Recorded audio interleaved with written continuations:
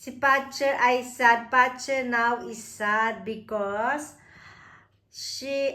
he cannot go out because outside is starting now cold again. And he doesn't want anymore to go out because is outside is windy. So now, Patcher. Hello, Patcher. Are you okay, Patcher? Huh? Alam nyo guys, Patcher want to be alone in my apartment because he cannot sleep. And now is Saturday. So I'm at home and I will start packing my balikbayan box later on. But Patcher want me to go outside that he can sleep as well. Because I have a very small apartment, so every step I move here, Patcher is waking up.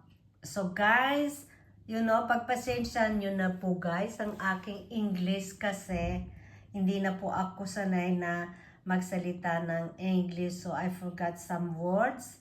Ang grammar ko po ay hindi na okay kasi guys, pagka matagal ka na sa ibang bansa, lalo na dito sa Germany, ay nakakalimutan mo na ang mga English kasi wala nang makausap na English dito at ang mga tao dito mostly hindi nakakapagsalita ng English. At pag nag-English ka dito guys at pag narinig ng German, sasabihin sa'yo, magsalita ka ng German dahil dito ka nakatira sa Germany. Diba, Patcher? So guys, ipakita ko kasi sa inyo ang weather. Kaya nagsisentimento na naman yan si Patcher kasi ayan siya guys. Ang kulimlim niya, tapos malamig. Kasi starting na po ng winter ngayon dito. Guys, si Patcher ay talagang ano na yun guys. Kaya siya guys, so mga kapitbahay ko guys, hindi ako pwede magsalita ng malakas. Kasi mga kapitbahay ko ay nasa loob ng bahay.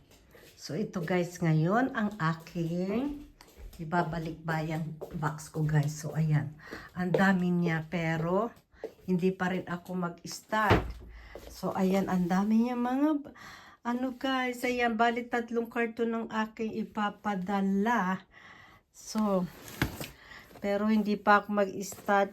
Sa 22 siya guys kukunin ang box ko. Tapos hindi pa ako nakakapag-pack kasi sa ngayon naglalaba ako at maglilinis ako ng ano, pero lalabas pa ako mamaya guys kasi para makatulog yung alaga ko. Ayan o.